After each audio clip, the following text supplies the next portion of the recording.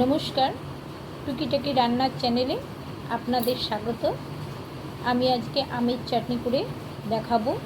আমের চাটনি আপনারা সবাই জানেন, তবে আমি যেই প্রসেসে করব সেইভাবে একটু করে দেখুন, আশা করি ভালো লাগবে।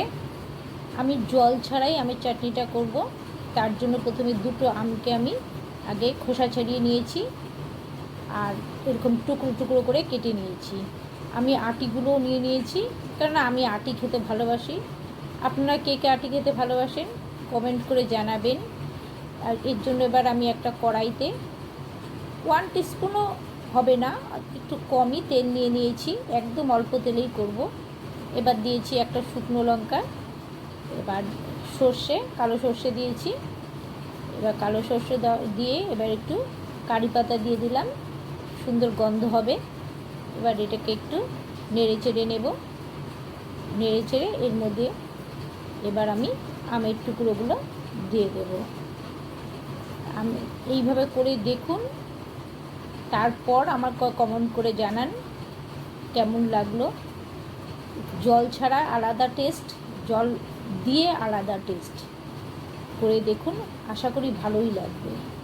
এবার আমি একটু অল্প লবণ দিয়ে দিয়েছি, চা চামচের হাফ চামচ, চার ভাগের 1 ভাগ লবণ দিয়েছি। এবার দিয়ে দিলাম হলুদ দিয়ে, এবার দেখুন, এবার এটাকে আমি একটু নেড়ে চেড়ে দেব। এই লবণেই এটা সেদ্ধ হয়ে যাবে, আমগুলো সেদ্ধ হয়ে যাবে। এবার এটাকে আমি ঢেকে দেব।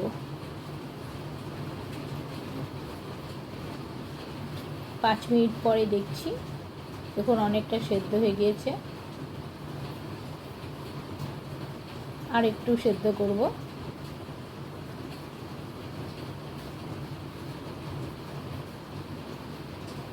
ভালো লাগলে আপনার লাইক, শেয়ার, কমেন্ট করে দেবেন প্লিজ। দেখুন আমগুলো সেদ্ধ হয়ে গেছে, এবার খুন্তি দিয়ে একটু চাপড়ি এগুলো নরম হয়ে যাচ্ছে। তাও আরেকবার একটু ঢেকে দিলাম। এবার দিয়ে দিচ্ছি, নরম হয়ে গিয়েছে। এবার এর মধ্যে দিয়ে দিচ্ছি হাফ কাপ চিনি।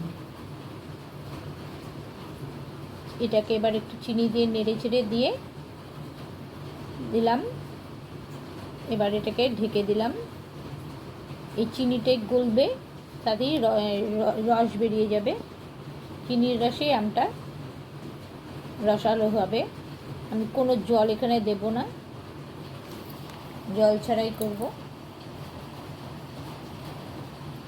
চিনিটা আমার মনে হলো একটু লাগবে, তার জন্য আমি চা চামচের 3 চামচ চিনি আবার দিয়ে দিয়েছি।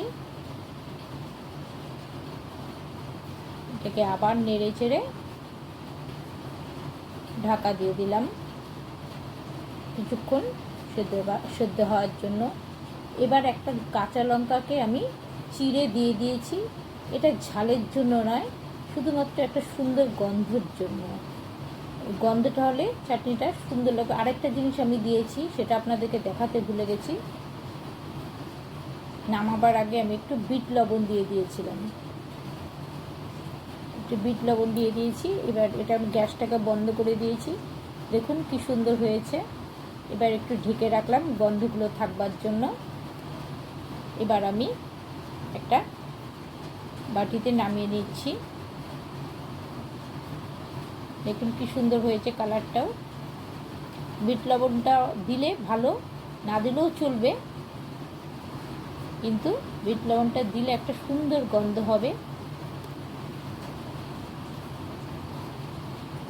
দেখুন কি সুন্দর হয়েছে চাটনিটা। উপরে একটা কারি পাতা দিয়ে আমি পরিবেশন করলাম এইভাবে। নমস্কার।